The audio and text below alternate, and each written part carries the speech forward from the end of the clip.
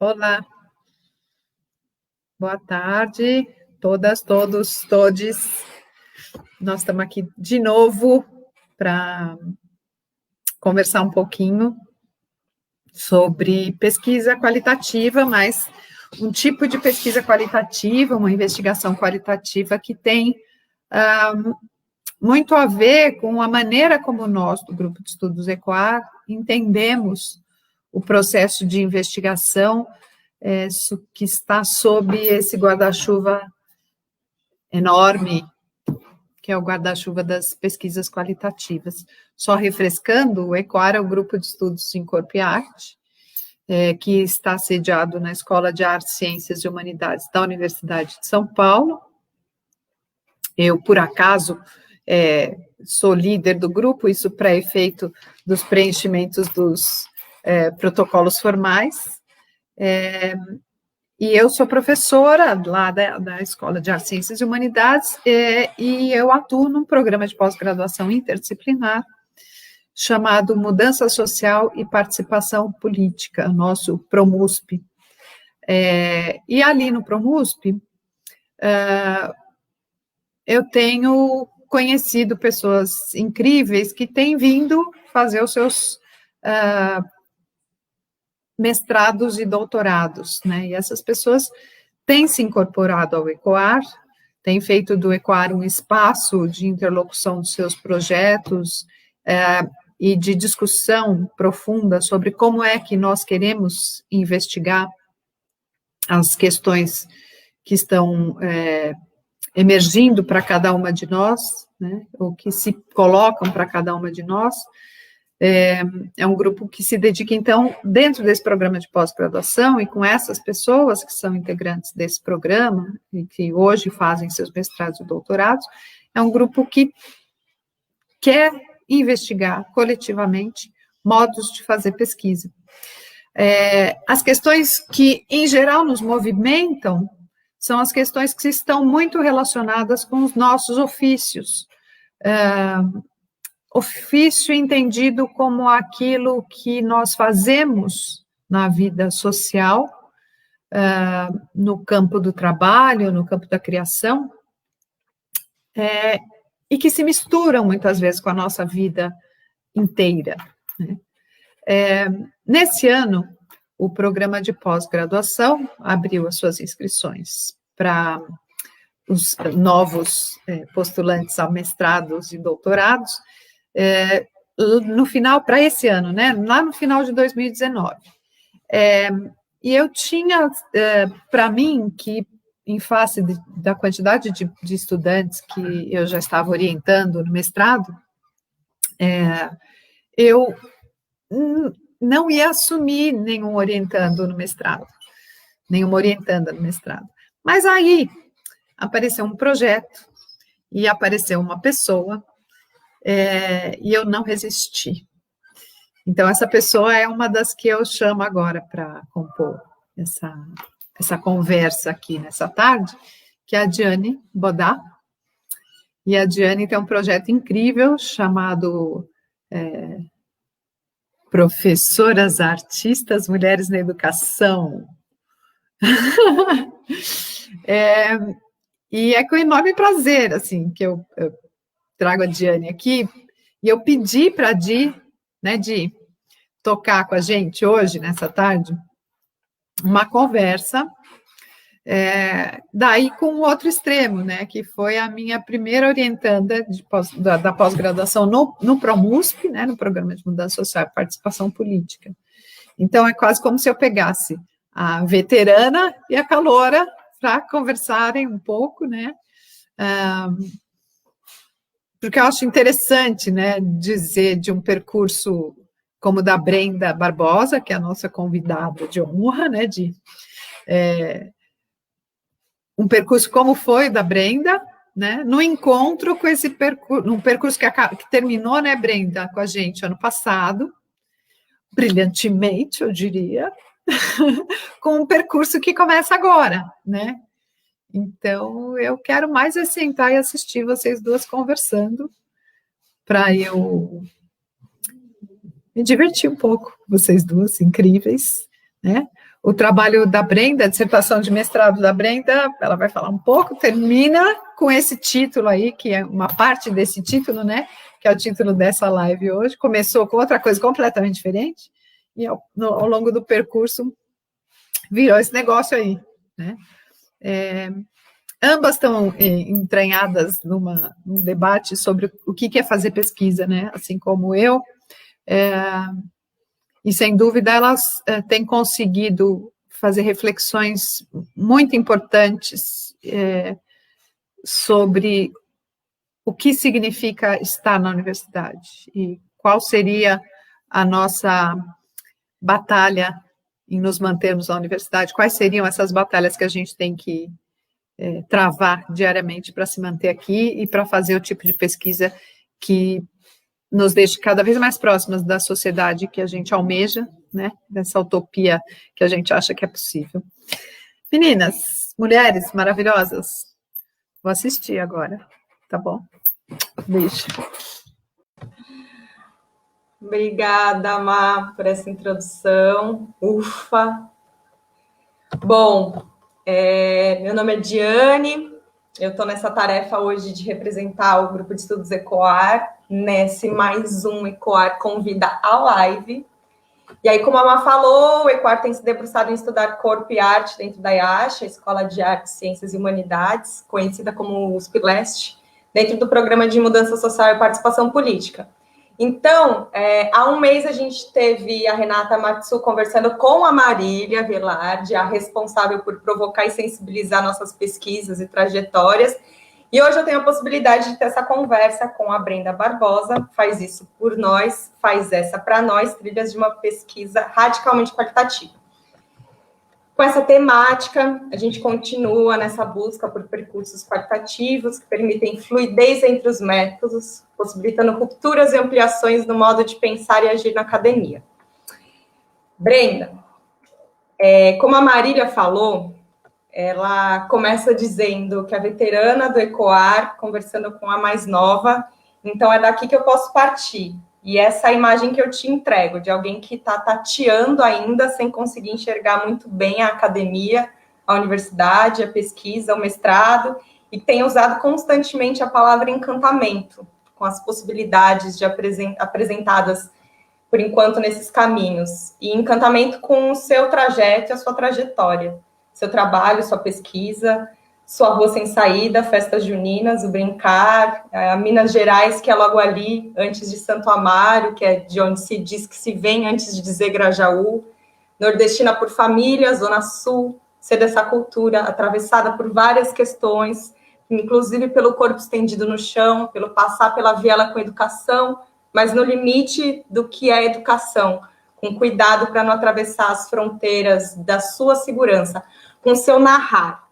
Então, eu vou começar citando você, e eu vou fazer isso muitas vezes durante essa live, que se é na escuta que reconhecemos os outros, que reconhecemos-nos em sua humanidade, seja de seus pares, seja dos outros, é na escuta que reconhecemos a fala do outro. Então, eu queria ouvir como você se apresenta, a Brenda, mulher afro-latina indígena, desse processo de mestrado. Gente, que delícia!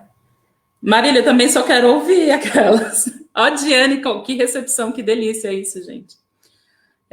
Boa tarde, quase boa noite para todo mundo que está acompanhando a gente. É uma delícia, como eu já comentei, tá nesse momento. Tem sido um ano muito puxado, eu pouco tenho conseguido estar com o ECOAR nesse período pandêmico. Mas, independente disso, os processos construídos ressoam, né? Então, permanecem. Então, eu sou a Brenda Barbosa, Brenda Silva, para o meu pai sou o Brendico, e às vezes as pessoas têm um estranhamento quando eu falo isso, porque parece um diminutivo pejorativo, mas não, é de muito afeto. Sou formada em serviço social, mas prefiro reivindicar, antes do serviço social, reivindicar-me como educadora popular. Nasci e cresci na Zona Sul de São Paulo, no Graja, em alguns endereços no Grajaú.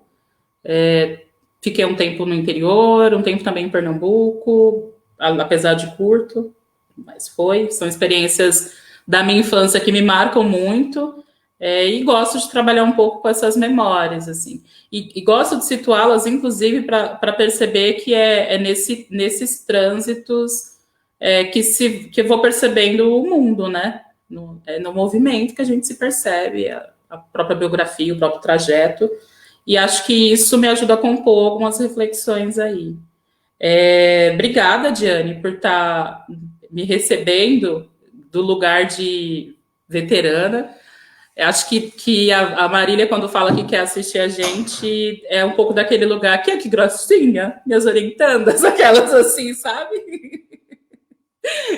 Toda feliz, mas e também de uma felicidade pelo nosso processo, mas acho que também lembrar que é uma felicidade coletiva, porque é no coletivo que a gente constrói isso, assim, né? Bom, eu fiz, como comentei, sou formada em serviço social, me formei na Unifesp Baixada Santista. Assim que saí da graduação, prestei um mestrado para o ProMUSP, para o Programa de Mudança Social e Participação Política, e que eu quero contar um pouco desse percurso, porque na época que aliás, contar um pouco como eu conheci o programa, assim, né? Foi muito por um acaso, quando eu nem estava graduando ainda. Um colega me chamou para assistir o TCC de uma amiga dele que estava se formando na EASH, e eu falei, vambora, Margarete, falei, vambora, né? Acho que eu nunca tinha ido tão longe na zona leste da cidade de São Paulo. Eu, desde os 14 anos, circulava a cidade, mas muito mais o eixo norte e sul. Então, a leste ainda é um lugar um pouco desconhecido para mim.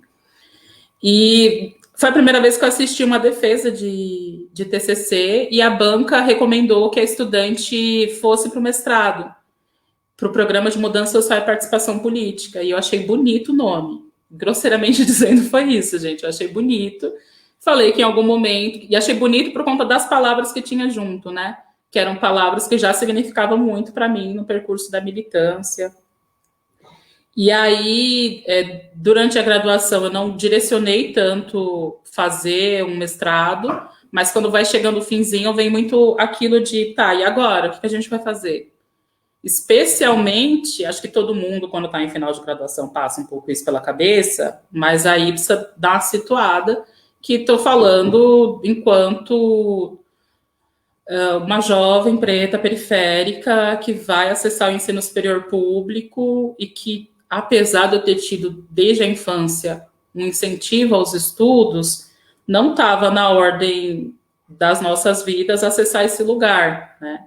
Então, de certa forma, a graduação parecia o lugar mais distante que se poderia chegar. E aí, quando ela vai terminando, a gente começa a ficar empacado nela. Que era o lugar mais distante que a gente podia chegar. E agora? É selva de novo? O que acontece? Aí eu passei a redirecionar, a pensar o mestrado. Na verdade, eu pensei em voltar para uma outra graduação que eu tinha iniciado no serviço social, que eu fiquei um ano no direito, aí não era aquilo. Aí intencionei, no finzinho da graduação, voltar, mas fiz reflexões que não cabia essa graduação na minha rotina, e fui pensar o mestrado.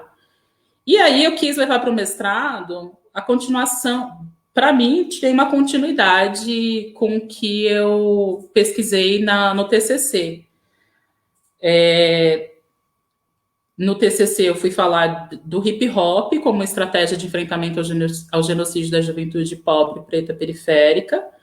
Essa experiência de construir um TCC, ela me marca de várias formas, mas principalmente trazendo aqui do ponto de vista de como é que se faz pesquisa, porque os referenciais a que eu tinha acesso, na época eu não conseguia elaborar dessa forma, né? Mas que era muito um referencial que não me contemplava, né? Por mais parceira que fosse a orientadora, não era da relação interpessoal, era por conta, e aí no mestrado que eu vou conseguir elaborar e entender melhor isso, era do lugar do próprio modelo de se fazer pesquisa, do próprio modelo de universidade. E aí eu chego no mestrado para fazer uma pesquisa sobre os saraus periféricos. Eu queria falar como esses espaços de expressão poética que tem nas periferias da cidade de São Paulo, e não só da cidade de São Paulo, mas que surge por aí, como esses espaços geram, tem toda uma lógica, tem toda uma cultura, tem toda uma mudança e uma praxis políticas que acontece por meio dele. E aí era isso que eu queria falar, assim, só que me causava alguns estranhamentos, porque até para falar disso, eu fui falar, eu projetei uma pesquisa que, no processo seletivo, a banca vira e fala, ué, mas cadê você nessa pesquisa? E aquela minha cara de, isso é pegadinha? Como assim, cadê eu na pesquisa? Porque até então, o tempo todo era falando que eu não podia estar na pesquisa, né? Que a pesquisa é neutra, que a pesquisa é distanciada, que uma coisa é o objeto, outra coisa é o sujeito que pesquisa. E aí, aí desde ali do processo seletivo, me vem, ué, não era para fazer isso? E aí, também nesse processo seletivo, eu não tinha referências de pessoas no mestrado, tá? Então, não sabia como era o mestrado, exceto meus professores da graduação, que eram doutores, eu não conhecia outras pessoas com mestrado. Então, o que serviu de orientação para mim de como prestar um mestrado era o edital. E no edital constava lá a informação de que na ficha de inscrição a gente tinha que indicar um orientador. E eu não conhecia. Mas para mim tudo bem, é uma universidade pública, um edital público, tem toda uma lógica colocada ali, pública. E aí eu fiz o que na minha cabeça fazia muito sentido, que era olhar, tinha lá a indicação dos orientadores que estavam disponíveis para receber orientandos, fui lá, stalkeei todo o Lattes deles e fui vendo quem tinha algo mais próximo do que eu estava falando. E aí eu botei esse nome lá na ficha de inscrição. E aí quando chega na entrevista, me perguntam, você já conversou com... E aí falaram o nome do professor que eu havia indicado. Aí eu, não, tinha até... Não. Ué, não tá no edital que eu tenho que conversar? E aí é isso, assim, né? Tem um professor que vai falar sobre o ethos acadêmico. Para esse público que chega, esse novo público que chega na universidade, por conta, principalmente, aí da expansão de acesso ao ensino superior, que não necessariamente é a democratização dele, mas essa expansão leva um público que não versa esse ethos acadêmico, que não está expresso, não está escrito, na relação que se constrói interpessoal, e que, por conta da forma como é construída, também dificulta que outros acessem, porque aí a gente está cansado de ouvir que ninguém entra no mestrado se não conhecer alguém, ou, né? E não deveria ser assim, e também não é, né? Eu sei que a prática mais forte colocada acaba indo para esse campo, mas felizmente também estamos desconstruindo muita coisa nesse sentido. Mas, voltando ali ainda para o processo seletivo, a banca que estava me entrevistando perguntou isso, também porque no processo de quando saiu o edital até quando estava acontecendo a entrevista, uma nova professora tinha se credenciado ao programa, então ela não ia constar lá no edital. E mesmo se tivesse constado, se eu tivesse stalkeado o perfil do Lattes da Marília Velarde, eu não teria reconhecido que a minha pesquisa dialogaria com o processo dela, né? E quando a entrevistadora pergunta se eu já tinha feito contato, é porque ela já estava imaginando ali o match entre eu e a Marília. E aí chega a Marília toda gentilmente, posteriormente à minha aprovação no programa, no ingresso no programa, perguntando se apresentando, e se eu poderia, né, fazer a pesquisa com ela. E eu, gente, que graça! Na minha vida. Vamos fazer um estágio probatório. Eu fiquei... Desculpa, fala. É que eu ia puxar uma coisa dali, mas manda ver. Não, você ia marcar um pouco isso, porque a gente não sabe os caminhos, né? Mas a gente vai construindo eles no processo e situar que aí, num primeiro... que acho que desde a primeira orientação, desde da conversa para a aprovação do estágio probatório, a Marília me traz ali algumas além de acolher, né, traz algumas inquietações que começam a reverberar já na pesquisa, assim, que eu entro com essa proposta de fazer uma pesquisa dos saraus periféricos, mas eu vou tecendo outras reflexões e não me reconhecendo no próprio projeto de pesquisa que eu tinha apresentado. Mas eu acho que a gente pode desenvolver isso daqui a pouquinho, se você quiser puxar o que você ia puxar agora. Um comentário e já ia entrar nisso mesmo também. Eu estava fazendo, o ano passado eu fiz uma matéria com uma aluna especial da Marília, e aí eu inscrevi o projeto de mestrado e eu não falei para a Marília. Eu fiquei com vergonha de falar. E aí a Natália, minha amiga e orientando a Ana Marília, a Natália chegou para mim e falou, Dia, eu vou fazer uma reunião com a Marília veio me perguntar, Natália, a Dia está tentando mestrado? Ela não falou nada. E aí eu fiquei com aquela cara para a Nath, tipo, fiquei com vergonha, não sei, eu sei fazer essas coisas. Sei como que eu falo, oi, tudo bem? Eu estou tentando mestrado, eu coloquei seu nome, tá? Eu sabia o que fazia. Mas nessa questão de puxar, de trazer quem você é para a pesquisa. Bom, eu me formei em História na Unifesp Guarulhos. E eu tive várias questões durante a faculdade, e a monografia eu acho que foi um momento também que me colocou umas travinhas e que... Por isso que eu uso muito a palavra encantamento para tudo que eu vejo, inclusive para tudo que eu li seu. E aí, você colocou em um artigo que eu li, você falando sobre o Charles Mills. Você coloca que ele indica a importância de cientistas sociais localizarem suas biografias ao investigarem a sociedade. Aí você coloca, entendo como um exercício para desenvolver a empatia e solidariedade, pois se aprendo a me ouvir e a pesquisar a mim, antes de pesquisar aos outros, se dou ouvidos e sentido ao que meu corpo fala. Então, talvez eu saiba ouvir, me relacionar, habitar melhor com outras pessoas. Então, nessa linha que você estava seguindo mesmo, Brenda, eu queria saber mais sobre essas continuidades ou rupturas que você enxerga no seu processo de pesquisa quando você começou a olhar a sua biografia. Então, quando eu passo a não me reconhecer no meu projeto de pesquisa, não era com o tema em si, era com a forma como ele estava articulado, que era uma forma que aí era fora de mim. Era uma forma desse modelo de universidade de ciência que eu não compactuo, não reivindico, e, portanto, que estava me calando, né? Então, não estava me ouvindo nisso. Só que parte de não se ouvir nisso é porque não tem, ou pelo menos não conhecia, essas vozes, esses ecos ali também no espaço universitário, né?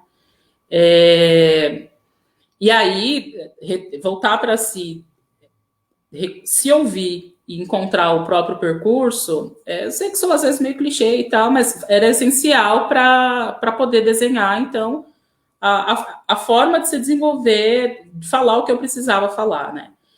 Fui reconhecendo nesse processo que parte de eu querer fazer uma pesquisa sobre os saraus era por conta do encantamento que esses espaços me proporcionaram enquanto formação, né? Aí, principalmente a cultura hip hop, por meio do rap, do grafite, mas também o quanto que, de alguma forma, eu também estava querendo emplacar essa pesquisa, meio que no sentido de que, ó, tá vendo? Tem uma pesquisa na universidade que fala disso. E fui refletindo que várias coisas, mas uma das coisas era que se eu precisasse da universidade para validar a importância do sarau, eu estava fazendo errado. Não é a universidade quem vai conseguir reconhecer essa importância. E outra, se não tem esse reconhecimento, ou se esse reconhecimento é tímido, é pouco, tal, não é porque não entendem a potência de um sarau, é porque não querem entender. E aí esses estranhamentos foram aparecendo quando, sempre que eu ia falar, meio que eu tenho uma alegoria na minha cabeça que é assim, eu falo periferia na universidade, as pessoas imaginam uma coisa e eu estou falando de outra, né? Não bate. Então, era um pouco aquilo da surpresa, olha, que legal, uma periférica que pensa. Era quase que isso, assim, né? E aí, eu falei, bom, não é esse tipo... trazer essa discussão para esse ambiente não é para que ele finalmente alcance o status de conhecimento, mas era justamente o processo contrário, assim, era de mostrar o quanto de conhecimento tem lá para educar a universidade. Só que na lógica universitária, o modelo que a gente tem de universidade, ele é um modelo hierárquico, ele não reconhece, não aprende com a periferia porque não quer, não porque não conhece, ou porque, enfim, não é uma questão de apresentar a periferia. A universidade o tempo todo está inserida na periferia. Se ela não entende a periferia, é um outro processo, né? E aí, também entendendo a potência dos saraus, se precisava dessa mediação, de eu apresentar, então de eu conseguir elaborar e falar do que é, de como esse espaço me modifica e modifica outros, de certa forma eu estaria decodificando uma parte de coisa que talvez a gente tenha codificado e criado umas criptografias por uma questão de resistência. E aí, eu não sei se nesse modelo de universidade é o lugar onde eu vou querer compartilhar esses códigos, né? Se a gente precisou criptografar algumas mensagens, é porque eu tinha algum risco ou era uma estratégia, assim. Então, não sei se era algo a ser aberto para esse modelo de universidade. Óbvio que eu encontro outros periféricos na universidade, com outras comunidades interpretativas, pedagógicas e tal, mas era também, passou por um lugar ali, peraí, talvez isso aqui seja importante para quem comunga, respeita e constrói. E aí, então, para não falar que eu não fiz a pesquisa que eu queria fazer, eu inverto, né? Eu falo, tá, mas por que então essa universidade produz esse conhecimento hierarquizado? Ou então por que não tem importância? Ou por que isso não é relevante nesse espaço? Ao invés de tornar a universidade, ao invés de tornar a periferia o objeto de pesquisa, eu inverto, não tento fazer, não sei se eu tento transformar, mas o giro que eu dou então vamos pensar essa universidade. Se para falar disso eu preciso que a universidade seja outro espaço, então vou dar uma atenção a esse espaço. E aí, para dar atenção a esse espaço, eu revisito as minhas memórias no contexto universitário. Então, o texto final assim, da minha dissertação traz um pouco esse movimento de eu ir pesquisar o que a universidade estava falando de periferia, já que quando eu falava periferia, a imagem que tinha era uma, e a que eu estava apresentando e me referenciando era outra. Situo um pouco que, então, olha, por conta dessa universidade que não consegue entender e respeitar uma periferia, não vou trazer para aqui, para esse espaço, esses códigos. Então, vamos pensar um pouco o que é esse espaço universitário. E aí, eu preciso também entender que a minha experiência universitária, ela foi uma experiência muito potente para mim, para outros sujeitos. Tem um conjunto de coisas que ajudam nisso, assim. Eu me formei na Unifesp Baixada Santista, a Unifesp, ela surge como escola paulista de medicina, ela se transforma em Unifesp depois, ela vai passar por um processo de expansão e vai ter outros campos bem depois, né? Num período que o governo federal se empenhava na expansão do ensino superior, não só o público, mas também o privado, por meio de ProUni e tal. E a Unifesp Baixada Santista vai ser um desses campos de expansão.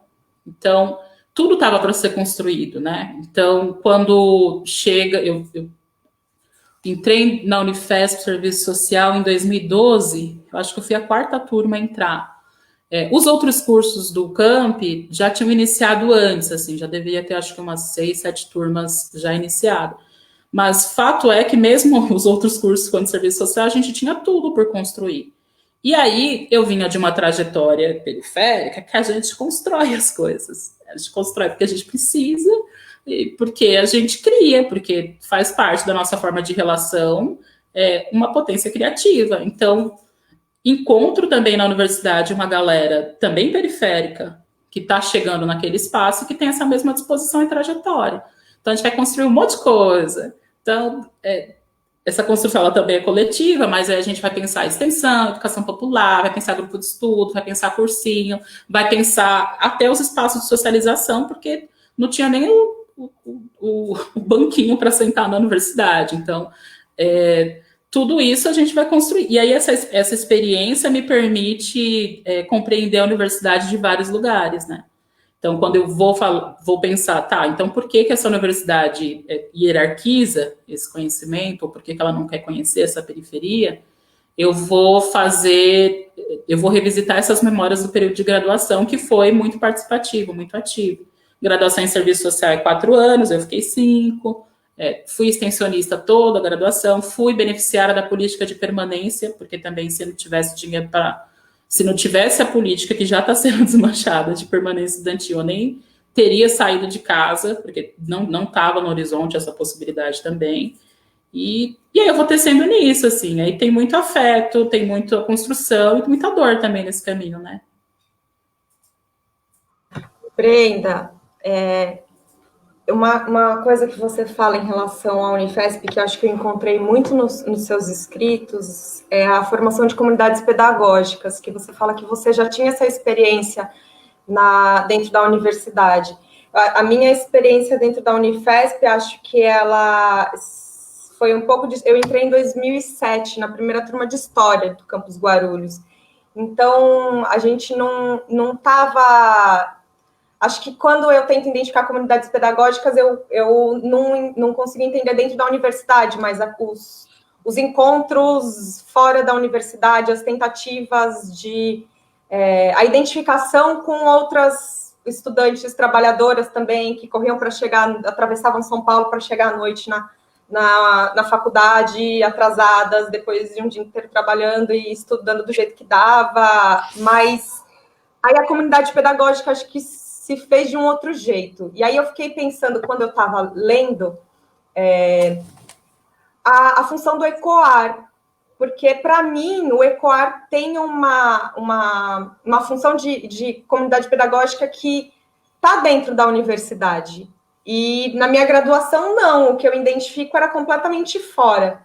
E aí eu queria saber, nessa sua trajetória também, como isso deu na graduação e depois no mestrado, e o ECOAR, como que funciona para você, e como comunidade pedagógica mesmo, retomando Bell Hooks, que você mesmo fala tanto. Maravilhosa, Bel, meu amor. Na Unifesp, era isso, assim, não teve um plano de dominação e ocupação de que, pessoal, vamos fazer assim, assim, assado para alcançar isso e aquilo. A gente fez porque o processo exigia isso da gente, assim. A gente foi construir cursinho porque não tinha estudante pobre da própria Baixada Santista estudando por lá. E aí encontro outras pessoas que também tinham ensejo de construir isso, né? Na verdade, eu me somo ao grupo que estava construindo isso. A gente vai criar grupo de estudo de questão racial porque a gente passava vários racismos ali e não conseguia refletir teoricamente isso. A gente vai criar coletivo de mulheres pretas dentro da universidade também por uma necessidade, assim, não era uma estratégia previamente pensada. A gente fez por conta do processo, da necessidade do processo. E estou também citando isso para também não virar fórmulas feitas, né? De que, então, vamos lá, a gente tem que fazer isso. Não, no meu período de graduação, aquelas foram as ações que, enquanto estudantes, entendemos que eram necessárias. Pode ser que, na verdade, eu espero que as próximas gerações estudantis consigam entender o que naquele momento, naquele processo precisa, né? Senão mata aí o processo, senão perde o que é vivo, né? A gente fez aquilo porque precisávamos fazer, era o que conseguíamos fazer. E estou situando isso porque aí quando eu chego na universidade, minha graduação foi muito intensa, e quando eu chego no mestrado, a realidade era outra, totalmente outra. Uma coisa é fazer graduação morando em outra cidade, morando em república, com estudantes que estão na mesma energia, enfrentando os mesmos perrengues e com as mesmas disposição. Outra coisa é voltar para São Paulo, fazer mestrado no começo do extremo leste da cidade, morar no Grajaú, ter uma mãe que, na época, teve um problema de saúde, passou pela cirurgia de revascularização do miocárdio, que ficou internada quase que 6 meses, e o impacto disso, e trabalhar na zona norte da cidade, ficar 7 horas no transporte público por dia, né? É outra realidade, porque aí as demandas familiares, aí uma pá de coisa muda, né? Não é as mesmas condições. E, portanto, eu não vou conseguir ter a mesma inserção, e eu tinha essa expectativa de ter essa mesma inserção na pós-graduação, tal como na graduação. Com uma outra diferença, além da diferença na minha vida, eu estava entrando numa universidade que, apesar do campus EASH também ser um campus ali de expansão, ser visto como primo pobre da USP, ser tinha uma maior solidez do que, por exemplo, a Unifesp Baixada Santista quando eu entrei. E aí eu entro no lugar em que as coisas já estão construídas, e que aí também vai vir esse estranhamento, porque jura que já tem uma resposta para isso? Jura que eu não preciso fazer, que já tem feito? Gente, tem até, sabe? Então é outro estranhamento, mas que aí me deixa um pouco deslocada também, porque a minha forma de aprendizagem se dava na construção disso, e se já está construído, e que bom que já estava construído uma pá de coisa, mas precisava encontrar outros espaços que fossem corresponder a essas comunidades pedagógicas.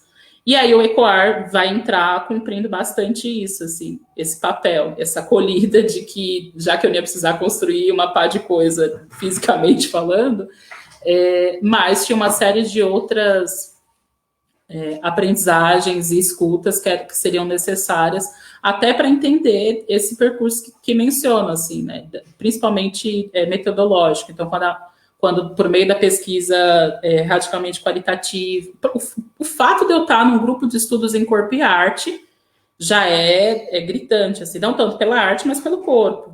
E tem a dimensão do corpo gordo, negro, pobre, mulher, carregar uma série de estigmas, e eu vinha de um campus que tem o curso de educação física, e que, assim, meio que serviço social e educação física eram os que tratavam, assim, não tinha uma convivência muito legal, né?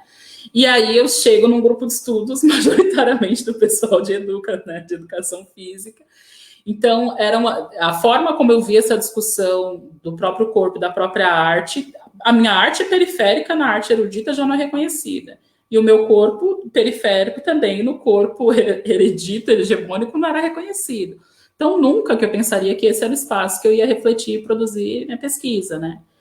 E aí, quando eu me encontro com o ECOAR, além de trazer uma outra referência para essas discussões, vou entender que, e aí a Marília também é essencial nesse percurso, é entender, distinguir forma de ação e forma de pensamento. Por mais que haja uma relação implícita entre elas, mas conseguir distinguir isso, assim, né?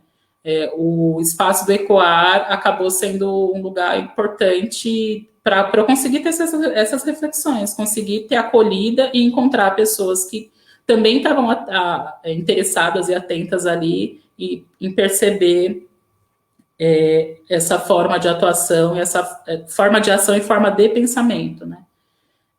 Porque aí tudo bem, eu estava pesquisando qualquer outro assunto que nem seja diretamente relacionado ao corpo, diretamente à arte, mas se no caminho metodológico que a gente se encontra, né?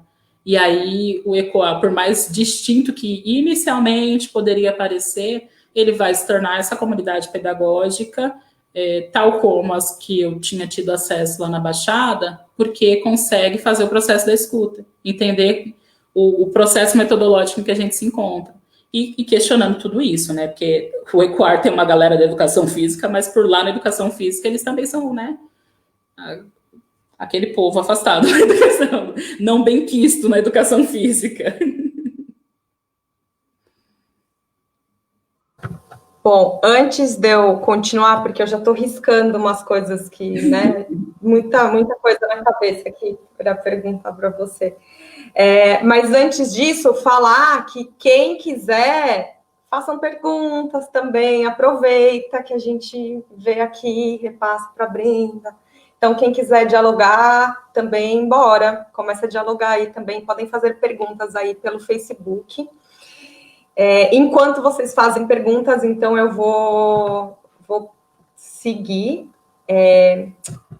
Falando ainda do ECOAR, algumas semanas eu escrevi pela primeira vez lá no blog, e minha pergunta inicial foi a quem interessa nos afastar das universidades.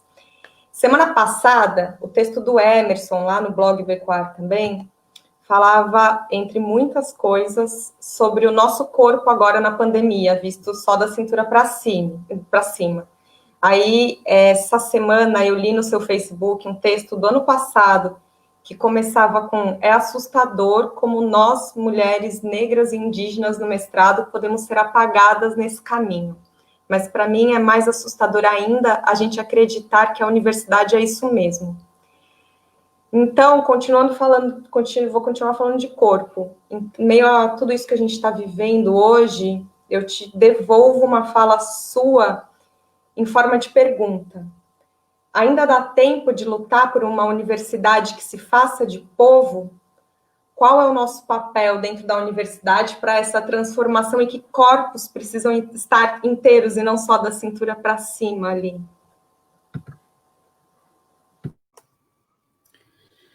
É difícil isso.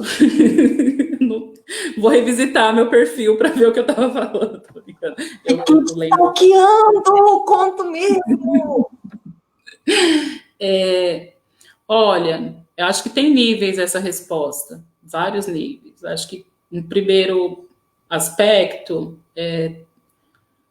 mesmo nesse modelo de universidade hierarquizado e que tem várias críticas, eu faço uma opção de que é importante sim estar, mesmo nessas condições. Porque, quer queira, quer não queira, a universidade ela não está atendendo só o interesse de produzir conhecimento e uma neutralidade, pelo contrário. Se coloca esse discurso justamente para muitas vezes eximir a própria universidade da sua responsabilidade e de entender, mesmo na universidade pública, como é que ela favorece, ela atende ao modelo de universidade necessário a uma sociedade capitalista, uma sociedade que explora, né? Então, se nessa sociedade se tem uma intenção de formar uma parte da comunidade, uma parte da sociedade, para exercer algumas funções, e historicamente não é o periférico que foi pensado para esse papel, por aí eu já acharia que vale pensar, ocupar esse espaço mesmo nesse modelo. Agora, ocupar nesse modelo também é uma ocupação muito injusta, né? É uma ocupação que mais pode nos desterritorializar e desmanchar quem somos e não construir algo exatamente positivo no lugar, porque aí vai vir o processo de universidade quase como uma experiência universalizante, assim, né?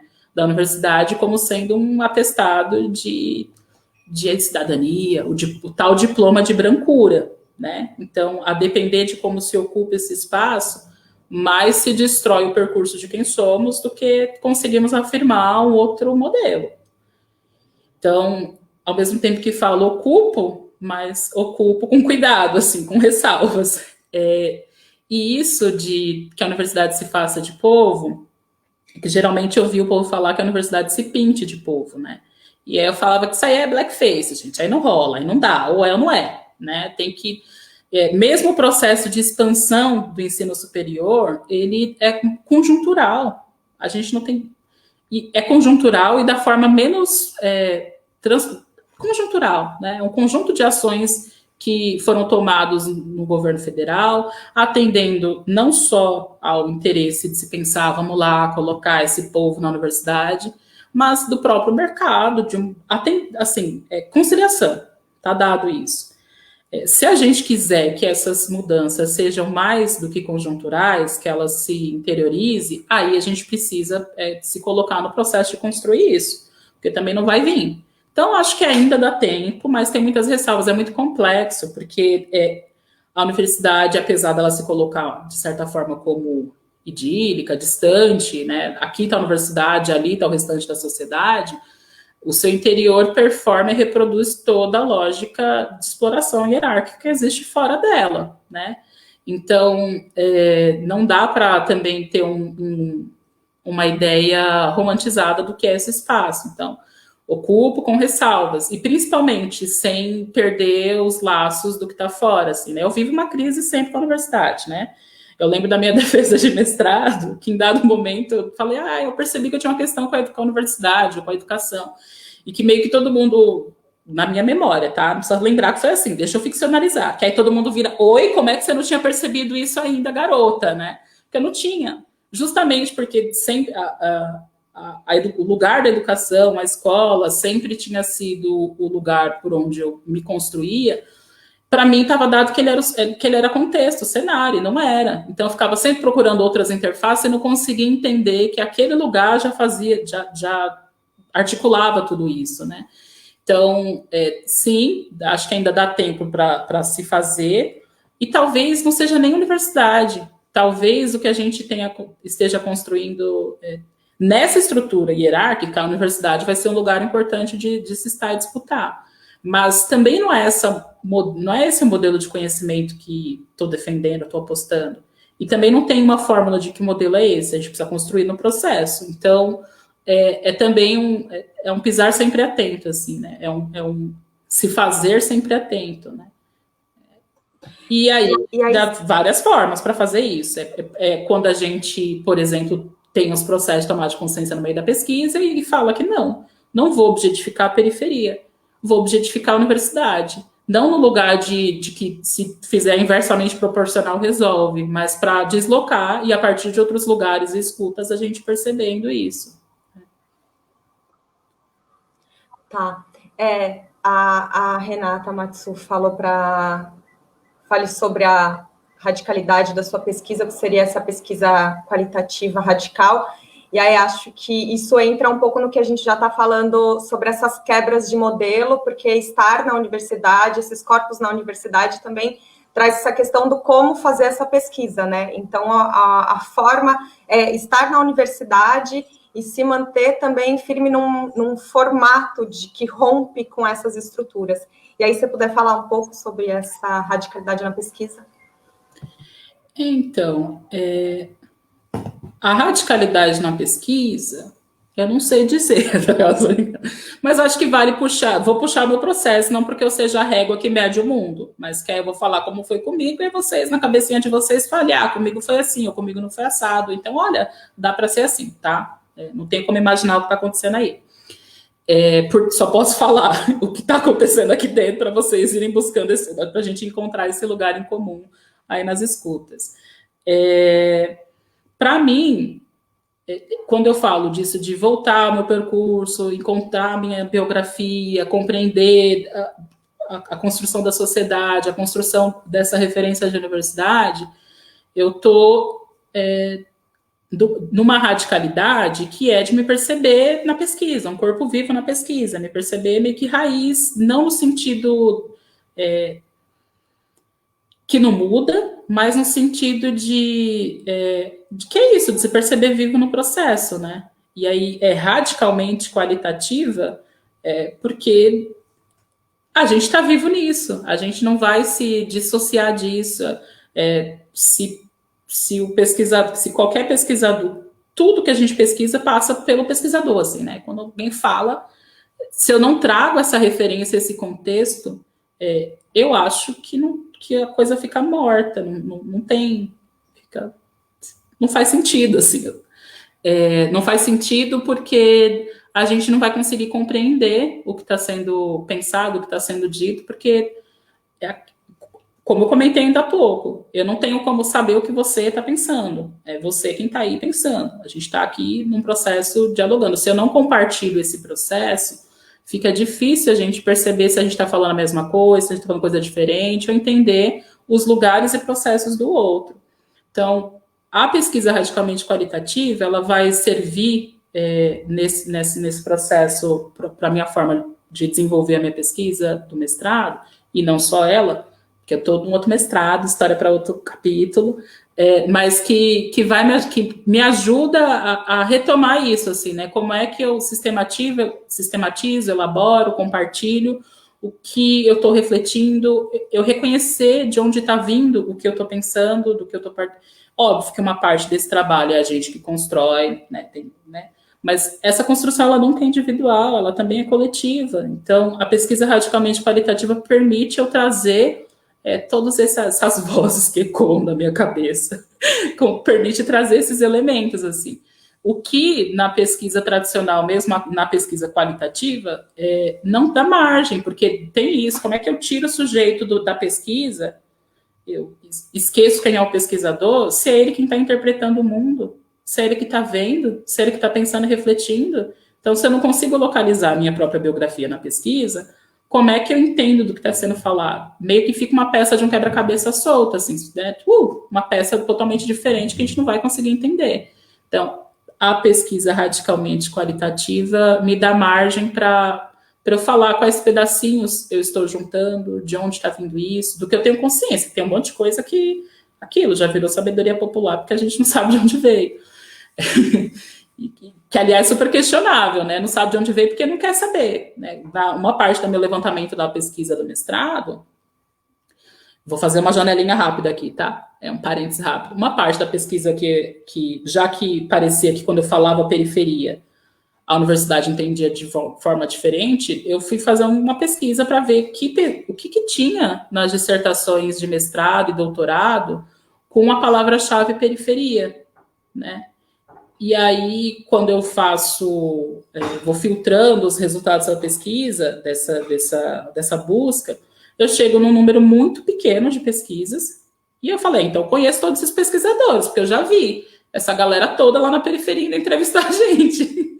E não conheço, e aí só expressa novamente a ideia de que para ser objeto de pesquisa, a galera utiliza a periferia. Agora, no trabalho final, nem aparece que isso foi feito lá, que isso é um conhecimento de lá, e aí vira um conhecimento atrelado a uma pessoa que foi lá, o pesquisador, que agregou valor, se apropriando do conhecimento ali da periferia, né? Então, até essa história de que a gente não sabe quem foi e joga para a sabedoria popular é porque a gente vem também de uma lógica de produção de conhecimento que não referencia quem pensou aquilo, se o pesquisador entende que quem pensou aquilo não importa. Fecho meu parênteses, que eu não ia ficar com essa pérola na minha cabeça sozinha, né? A gente vai compartilhar. Eu acompanhei na sua escrita essa investigação né, de buscar as referências, os trabalhos, as questões que eram, então, tá falando de geografia aqui, e aí até quando você vem com a periferia como sistema cultural, e tem percursos muito bonitos, e é muito gostoso, muito honesto, poder ver você na pesquisa. E aí é um processo que eu estou começando a fazer também, né? De, poxa, se eu me colocar aqui, se eu puder dizer da onde está vindo o que eu estou pensando, eu consigo falar muito melhor, eu consigo desdobrar muito mais. Mas isso até então era bem inimaginável, né? Para o meu contexto de universidade de história, por exemplo. Então, essa questão tem sido transformador na forma de pesquisa e tem sido uma forma de olhar para a universidade também com uma insistência de dizer sobre esse espaço. Talvez os meus colegas historiadores não entendam sobre isso, sobre essa minha tentativa. Então, é uma insistência, inclusive, de falar, opa, peraí, isso aqui é pesquisa que eu estou fazendo, eu estou fazendo mestrado também, e eu vou me localizar nisso. Isso aqui importa, sabe? Mas, enfim, tanta coisa que Mairan Soares perguntou como você tem se fortalecido para não sofrer tanto com as violências que vivenciamos na universidade. Como você tem se fortalecido, Brenda? Quem disse que eu tenho me fortalecido, Carol? Tô péssima! Tô brincando, tenho tido alguns pequenos gestos, mas tem sido muito, porque assim, uma vez eu fui para o Promus porque eu queria fazer pesquisa, e aquela pesquisa do Sarau, porque agora a gente vai entender. E aí eu fiz pesquisa, uma outra pesquisa que me ampliou muitas outras coisas, mas também me colocou em crise com a minha profissão, com o serviço social. e que aí, por conta, inclusive, de algumas experiências durante o processo de mestrado e na atuação profissional, na época eu trabalhava com população em situação de rua, eu percebo o serviço social, apesar de ser uma profissão que tem um projeto ético-político extremamente crítico, contra-hegemônico e por aí vai, ele ainda, para mim, tá, gente? Os assistentes sociais que estiverem aí, segura a emoção. Tô falando, vamos ouvir primeiro, depois a gente pode divergir. Ele reproduz muito dessa lógica, né? Apesar de ter um projeto contra-hegemônico, ele não está fora da sociedade, portanto, ele vai reproduzir uma boa parte também dessas opressões, né? Por mais com o alívio ali de que ao menos está se atentando, ou temos um código de ética que permite a gente tacar na cara das pessoas e falando, tá incoerente com a profissão, vamos reformular isso aí, né? Tem pelo menos alguns documentos que a gente consegue se segurar. E aí, por conta da crise com a própria profissão, eu me vejo num lugar de não, então preciso refletir algumas coisas do serviço social, porque se o serviço social também for assim, eu não quero ser assistente social, aí faz mais sentido outras coisas, e aí eu me lanço num novo mestrado em serviço social, e aí querendo fazer pesquisa, claro, mas muito num lugar de ser uma pesquisa meio que acerto de contas, assim, dramática, eu sou. Por conta dessas inquietações com a profissão, né? Então, nessas inquietações com a profissão, me jogo num novo processo de mestrado em que tenho sido bem acolhida, claro. É na Unifesp Baixada Santista, então, a universidade em que eu já acumulei muito, não só relações, mas de compreender aquele espaço, mas que não tem, por exemplo, um referencial de uma pesquisa radicalmente qualitativa. Então, inclusive, eu só tenho condições, inclusive, de fazer esse mestrado agora, porque eu já consegui diferenciar modelo de universidade, né? Se eu tivesse, por exemplo, começado a fazer um mestrado de serviço social, talvez isso tivesse destruído muito a minha relação com a universidade, porque eu teria aprendido que só pode ser daquele jeito. Teria perdido a margem da mudança, né? Então, o fato de eu ter feito primeiro para a MUSP, para depois ir para o serviço social, ter passado pelo EQUAR, me dá outra margem, inclusive, de incidir também nesse outro espaço. E aí é muito violento esse processo, né? Uma coisa foi ser graduanda na Unifesp Baixada Santista, a outra realidade é ser pós-graduanda lá, né? Parece que no nível de pós-graduação as relações estão mais cristalizadas, é mais forte o processo para que a gente reproduza aquele modelo, né? Com a ressalva de que ainda estou no espaço que consigo fazer algumas mediações, mas quando Mairan manda a pergunta, que cuidado você está mandando aí, muito difícil pensar isso na pós-graduação sem ter uma comunidade pedagógica e sem ter espaço para construir, para transformar. Tem muita coisa para ser construída lá na Baixada, que a minha realidade de classe trabalhadora também não permite ter mais a dedicação que eu tinha na graduação, que eu vivia em Santos, eu morava em República, convivia com pessoas vivendo mesmo isso, passava perrengue, mas estava ali, tinha presença para poder mudar, porque eu também não consigo entender muito como é que a gente muda sem estar presente, tá? E num processo que é afirmar uma pesquisa que faz um enfrentamento ao que está colocado no serviço social muito forte, assim, né? Então, não sei se eu tenho construído tantos espaços para me fortalecer, aí não. Aí Oi? Mano, não, fala. Tem sido importante, minimamente, conversar com as pessoas que estão nesse mesmo percurso, né? Para a gente não achar que é só a gente, não que me causa estranhamento também, porque o fato de eu saber que o outro está sofrendo não deveria me aliviar tanto, mas alivia do ponto de vista de que vamos pensar alguma outra coisa, né? E aí conseguir fazendo essas pequenas incidências. Mas retomo também isso para afirmar que também não vai ter fórmula, é o processo. Então, do que eu estou vivendo hoje, são poucos os espaços em que consigo pensar estratégias mesmo de permanência, assim, né? Permanência simbólica, não apenas a material, mas psicológica, emocional, de fazer todos esses enfrentamentos, né? É muito difícil, gente. Nessa ideia, surgiram várias perguntas agora. Eu vou tentar emendar uma nessa, porque o nosso tempo já está bem adiantado, e depois a da Bruna. Né, nessa de se cuidar um pouco também, eu acho. Como resistir à lógica da produtividade pela produtividade nesse espaço, que o Diego Jabors falou.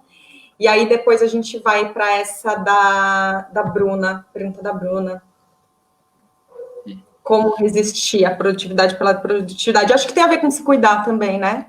Sim, sim. Acho que assim, tem coisa. Vai depender do local que a gente está, né, gente?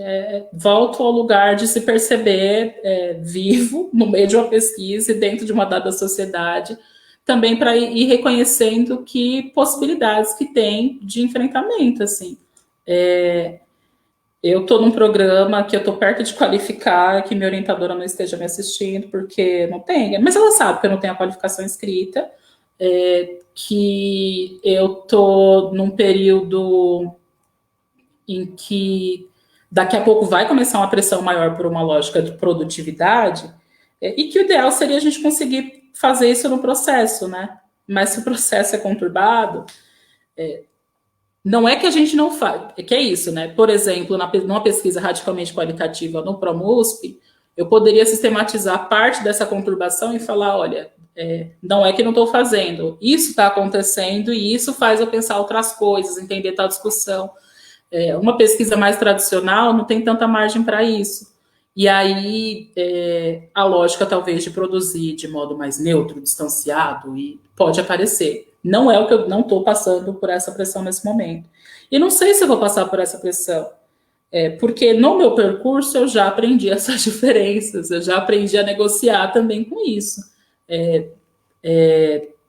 Então, não sei se a minha forma de resistir a essa lógica produtivista, da produtividade no contexto universitário, consegue se aplicar também a outras pessoas. Mas teve momentos no mestrado que eu falei, não vou pegar aula no próximo semestre se não dá para conciliar com a minha rotina. Mas eu sabia que ia ser difícil conciliar. Mas o mestrado também não muda. Eles não vão criar uma disciplina no horário que dê para o estudante trabalhador, para alguém, sabe? Então, esperar pelas condições ideais não vai acontecer. E esperar que eu também vá participar da mesma forma que eu participaria se fosse outra minha história, também não vai acontecer. E eu não sou outra pessoa. Então, também, ao se conhecer e se perceber na pesquisa, também ter tranquilidade tanto de abrir mão dessa lógica produtivista, porque ela não faz sentido para mim, então se eu não atendo a ela, eu não sofro tanto. Entendo que isso é uma demanda do outro, então o outro também vai ter que se localizar aí e entender, não trazer tanto para si. Mas tem prazo, né? Então, agora, por exemplo, no mestrado que eu estou desenvolvendo, um belo dia, minha querida orientadora Rosângela Battistoni me vira, e eu tenho falado isso o tempo todo por aí, ela vira e fala, Brenda, isso não é um projeto de pesquisa, é um projeto de vida. E eu, sério que em 2 anos a gente não resolve? E aí, eu também estou nessas, assim, de que, bom, se isso é um projeto que se estende para a vida, não vou dar conta, ou achar que vou dar conta em 2 anos. E não é porque a pesquisa não foi bem planejada e tal, é porque as coisas são mais complexas e depende. Então eu falo, então em 2 anos, se eu conseguir chegar aqui em 2 anos, é isso que eu vou entregar. Eu não vou ficar me sentindo um lixo, incompetente, com baixa estima intelectual, ou o que for, por não conseguir produzir o que se espera, porque essa expectativa não foi eu construir. E se ela foi construída, foi com base num outro perfil de público universitário que não sou eu. A universidade, por conta própria, não vai esperar mudar, não vai mudar para me receber. Então, eu tenho que estar lá, inclusive, para falar que eu não estou. Né? Que a Brenda não se matriculou em tal disciplina obrigatória. Por quê? Porque acontece em um horário diferente. Cadê os estudantes participando do espaço de participação, de representação estudantil? Não está. Ou então tem poucos, ou está faltando. Por quê? Porque essas atividades não acontecem. Então, a gente precisa colocar num processo de enfrentamento. Né? E assim, não é tranquilo também, né? Já assumi atividades na graduação, na pós-graduação, assumi dizendo que eu não tinha condições e que eu só estaria fazendo aquilo para que a minha ausência fosse lembrada e entendida. Não tipo, vamos lembrar quem que é a Brenda, a gente não pode esquecer, mas é porque se esquecem, porque não percebem. A gente tem que tem que encontrar alguma estratégia de se fazer presente ou de se colocar na pauta, assim. Por conta própria não muda, ficar esperando não vai acontecer. Então a gente debocha, a gente enfrenta isso e tem tranquilidade, assim, tem uma tranquilidade em entender que é dessa estrutura, dessa lógica. Em alguns momentos eu vou ter que sentar e fazer de jeito a ser feito, mas eu prefiro, eu não gosto nem de chamar de educação ou de aprendizado, isso que vem por meio do sofrimento, assim, não sei. Educação é um bagulho tão importante e tão de se conectar com o outro, que eu nem gosto de associar com isso, senão a gente entra numa de romantizar o sofrimento, né? Total. E de que é necessário, né? Se você não sofreu durante o mestrado, você não fez. Se você não... Ou então achar que não, esse mestrado é assim mesmo, sofre, a gente não é assim mesmo. Não, gente, vamos problematizar isso e vamos colocar, né? E devolver um pouco para o outro aquilo que não é nosso. Então, quando a universidade, de certa forma, esperava que eu tornasse a periferia objeto de pesquisa de modo objetificante, eu falo, não, obrigado, e devolvo para a universidade, porque você é assim, eu inverto. Então, se está vindo essa lógica produtivista, tentar fazer esse movimento também de devolver, ou se não for possível devolver, devolve isso no texto. Então, você em algum momento falar, também entrar, porque não dá para fugir de tudo também, né, gente? Porque a gente está transformando, a gente não transformou tudo. Então, em alguns momentos, a gente vai se sentir pressionado, e vai ter porque é dessa lógica, mas aí também tem aquele momento de que, ok, eu faço uma concessão aqui e cobro isso com juros de correção lá na frente, assim, sabe? Fazer um pouco esse movimento. A Gabriela Marques começou com Brenda, sua linda, importante. Fale sobre a radicalidade da educação popular por um olhar feminino. Acho que muito do que você pontuou agora já aponta um olhar feminino sensível no sentido mais forte e potente que a palavra sensível tem para mim, do possível do olhar feminino em relação à educação, mas manda ver nessa pergunta. Acho que falou educação popular e feminina, vem quem na minha cabeça, gente? Querida, linda, maravilhosa Bell Hooks, né? Então, acho que se não conhece Bell Hooks, pode ser legal conhecer. Que inclusive que vai se referenciar em Paulo Freire, então a freiriana também, que tem lá um livro ensinando a transgredir a educação como... Isso aí que vocês foram completando, se não completaram, joga ali na aba do Google depois, para descobrir. Educação como prática da verdade. Eu ia falar, era o nome de um livro do Paulo Freire, mas não tinha vindo a mensagem completa. Aí, recuperar um pouco do que... Acho que a educação popular ela já traz uma radicalidade em si, que é partir de uma realidade do sujeito, que não significa se limitar à realidade do sujeito, mas de conseguir encontrar onde é que a gente se conecta, né? E não uma conexão no sentido do consenso e de homogeneidade, mas abrir a possibilidade para o diálogo. E o diálogo como sendo não... que está necessariamente implicado aí o processo de escuta, por meio do encontro, conseguir perceber o outro da forma como o outro se percebe. A gente já falei aqui, eu não tenho como saber o que está passando na sua cabeça se você não falar, né? Então, quando a educação popular parte da realidade do sujeito, para isso ela precisa ouvir e entender essa realidade, né? Então, construir um lugar em comum para que a gente possa conversar, para que a gente possa dialogar e construir outras coisas. Então, a educação popular vai fazer muito sentido para mim por ser estratégia por onde eu faço a escuta política, não só escuta, ação também, mas que me permite me colocar num lugar bem difícil, inclusive, que é de escutar e entender o outro a partir do que o outro apresenta e de como ele compreende, que exige que a gente dê uma sossegadinha nos nossos próprios botões e diálogos para interpretar o que o outro está dizendo a partir daquilo mesmo, né? Já que eu não tenho como estar dentro da tua cabeça, é o que você falar, expressar, que eu vou conseguir entender o que você está tentando comunicar. a educação popular vai ter uma radicalidade para mim nesse processo, né, de procurar construir um lugar em comum. E esse em comum não no sentido de construir o consenso, mas que até para divergir eu tenho que entender onde é que a gente aproxima, onde é que a gente separa, onde é que a gente diverge. E aí um olhar feminino nisso, eu acho que colocaria aí, na verdade, pensar que a gente nasce numa sociedade de classe, numa sociedade generificada, numa sociedade racializada, não é muito opcional pensar se é o feminino ou o masculino. A gente já nasce numa sociedade que tem isso pré-determinado. E se tem isso pré-determinado, a nossa experiência enquanto pessoa viva, vivendo tudo isso, ela vai também produzir um conhecimento específico do que é habitar um corpo feminino, do que é habitar um corpo negro, do que é habitar esses lugares, assim, né? E aí, trazendo esse feminino também como uma construção social, tá, gente? Só estou me referindo a gênero como construção social, que o outro lá deixa aí para quem quiser discutir isso, que não é o que eu quero, não. Então, se a educação popular permite fazer o processo de uma escuta política, de compreender as ações que foram tomadas em sociedade para que a gente exista, eu acho que ela permite compreender e conhecer a forma de ação, de pensamento das várias pessoas no mundo, mas principalmente pensando o conhecimento que vai ser produzido por uma mulher é diferente do que vai ser produzido por um homem. E não porque um seja mais dócil e sensível que o outro, nada contra os rapazes que são assim, aquelas, mas porque é isso, o conhecimento e o pensamento, ele vai passar por, não se dá só num texto escrito, ele se passa na gente, no corpo.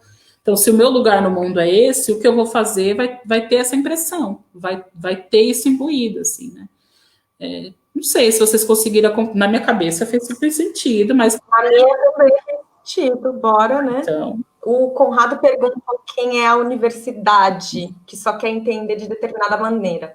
Não se trataria de pessoas também com suas faltas de radicalidade, professores, pesquisadores, pesquisadoras que conheceram caminhos restritos de pesquisa? A universidade,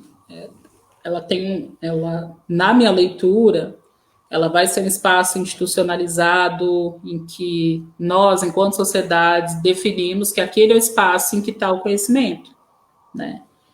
E a sociedade não está à parte do restante do conjunto da sociedade. Então, ela vai atender os interesses dessa sociedade. Eu parto de uma compreensão de mundo de uma sociedade desigual, assim, desigual não porque as pessoas são diferentes, desigualdade e diferença não é a mesma coisa, mas de uma desigualdade que ela é construída. Eu parto de uma interpretação da realidade em que existe exploração na nossa sociedade. E aí, de forma muito coerente, e não é porque é um modelo de exploração. Se fosse um modelo de partilha, também ia ser isso.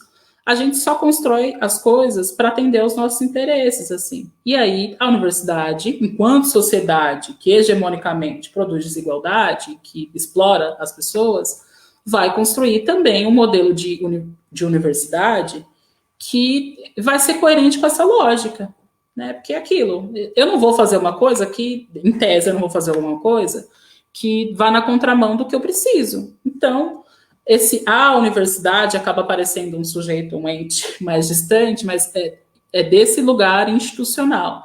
Agora, é óbvio que para esse projeto de universidade se realizar, ela vai precisar dos sujeitos individuais, vai precisar do singular nisso, vai precisar da gente vivo dentro. Então, a gente, quando chega na universidade, a gente a reproduz, né? A gente vai fazendo o que está colocado dentro dela, muitas vezes sem questionar. E aí sim, muitas vezes as pessoas que mantêm essa estrutura universitária também passaram por esse percurso, né, de restrito, pesquisa, mas não necessariamente se colocaram num processo de questioná-la. Né, não necessariamente diverge, ou muitos nem tomaram consciência de que essa universidade ela tende também a essa exploração. A minha formação se deu em universidades públicas, e que muitas vezes o discurso da universidade pública em relação à universidade privada é que soa que é a universidade privada que atende os interesses capitalistas, por exemplo. Uhum. Porque a própria universidade pública não tem muito ou não quer ter, uma consciência de como é que ela também atende a isso, de um outro lugar, com outras margens de talvez aberturas, de crítica a isso, mas que na sua forma de produzir conhecimento, ela também faz isso. Finzinho da minha dissertação, de forma bem ensaística, tá, gente? Se vocês estiverem esperando as grandes teses, não vão encontrar lá, não. Mas em dado momento eu trago isso também, de como a universidade, ela, para além de produção e reprodução do conhecimento, ela se organiza de uma forma que produz e reproduz opressão por meio do conhecimento.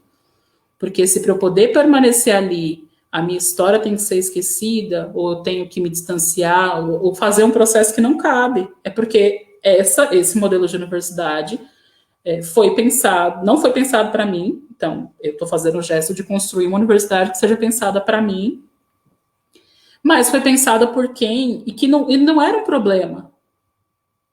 Não que agora seja um problema, mas é que as partes que construíram essa referência em conhecimento tinham tranquilidade em fazer isso porque não era afetada, estava de um outro lugar. Então, volta à ideia de que o modelo hegemônico de produção de conhecimento tem a ideia de que o pesquisador é apartado do sujeito, do objeto que se pesquisa, e que tem que ter uma neutralidade, e que suspende aquele tema pesquisado da realidade, aí observa aquilo, aí sistematiza e anota. Para alguém que não pesquisa um tema ao qual está inserido, talvez seja tranquilo fazer isso. Para mim, que ia pesquisar sobre sarau periférico, tendo crescido na periferia e aprendido por meio desse sarau, não tem como eu me suspender na própria realidade, assim. Esse talvez seja um movimento possível para outro grupo. Para mim, não dá. E aí, se outros grupos querem fazer isso, ok, a gente discute também de uma outra forma. Agora, a minha forma de compreender, de fazer pesquisa também precisa aparecer. E eu não tenho... É impossível, você não vai conseguir se levantar assim, né? E isso me machuca. Então, quando faço enfrentamento a essa universidade que aparece quase que como um ente lá, mas que precisa de cada um para existir. Por isso que eu falo que não sei como não tem uma solução, uma fórmula para resolver a lógica da produtividade. De certa forma, eu também estou falando que não vai dar para mudar essa universidade se não mudar também a sociedade. Sim. Ela vai atender, né? E não é porque a sociedade capitalista explora sim, ela faz tudo isso. Mas qualquer modelo de sociedade vai pensar um espaço de educação que eduque para as suas intenções. Então, não estou falando, não é só a sociedade capitalista que faz isso. Qualquer sociedade vai fazer uma instituição de ensino e educação pensada para reproduzir o que ela precisa ali, né? Então, se eu estou falando de um outro modelo de universidade, e eu estou falando de um outro modelo de universidade, porque essa também vai reproduzir uma lógica de opressão para cima de mim, como o restante da sociedade. Então, se no restante da sociedade eu faço enfrentamento, não ia ser muito diferente na universidade. Na universidade, dizer que precisa que as outras formas precisam caber nesse espaço também, né? Eu pedi para as pessoas, eu demorei para pedir para as pessoas fazerem perguntas, isso foi uma tática que eu fiz para todo mundo continuar com a gente nos diálogos, nas lives, e no nosso blog, no nosso canal do YouTube, no nosso canal do Instagram, aqui no Facebook. Toda semana tem coisa no blog. Então, foi uma tática. Mas vou fechar com a pergunta da Sol. Você acredita que o seu processo, o seu percurso da pesquisa, a universidade, potencializou o seu olhar sobre as realidades do mundo ou deslocou o seu olhar para outros mundos? A gente tentar fazer essa resposta aí de uma maneira sucinta para fechar. Ambos. Ambos, porque é isso, eu vou encontrar lugares em comum, e aí, no processo da escuta, ao escutar, a gente tanto se encontra como se diferencia, mas eu acho que é uma relação, né? E ao ser uma relação, espera-se que haja esse intercâmbio, espera-se. eu me dispus a isso. Se eu conseguir, é outros 500. Se a universidade se dispôs também, é outros 500. Mas eu acho que eu acabei passando pelos dois processos, tanto o meu olhar sobre as realidades no mundo, quanto o meu olhar para outros mundos, assim, porque é isso, a partir da partilha a gente consegue ampliar esse mapa de quebra-cabeças e entender os percursos. Nem todos me cabem, nem todos precisam me caber, né? Então, por exemplo, eu sei que é para ser sucinta, estou aqui, ó, tentando. Tem uma série de espaços hoje na ciência que questiona isso, né? Então, durante o processo de mestrado, eu fui lá ver o que era descolonialidade, contra-colonialidade, anticolonialidade, fui ver retomada de perspectivas dos povos originários, pan-africanistas. Não sou a única que estou fazendo isso, e tem várias formas de se fazer isso. Agora, e acho necessário essas várias formas de fazer isso, o que não significa que necessariamente eu vou fazer, né, todas essas. Até porque, apesar de importantes movimentos, eu não me reconheci exatamente neles. Tem alguma pecinha solta ali que eu ainda não consegui entender qual que é a diferença. Mas, ao fazer isso, eu tanto fui aprender esses outros mundos epistemológicos, vamos colocar assim, e reais, que são reais, quanto eu também fui levar e trocar, intercambiar isso com esses outros espaços, né? Então, não reivindico-me como, por exemplo, uma pesquisa decolonial, porque eu não sei. As referências de onde eu parto já são referências que faz o enfrentamento à colonialidade. Não que isso signifique que, por conta disso, não tenhamos também ali a nossa cota de reproduzir tudo isso. Mas o próprio movimento o próprio desenvolvimento do movimento decolonial passa também, de certa forma, por colonizar para depois descolonizar. E aí, quando eles fazem esse movimento, e aí eles entendem uma parte da discussão que eu estou trazendo. Só que, para fazer essa discussão, eu não precisei fazer esse percurso, porque eu parti de outras referências.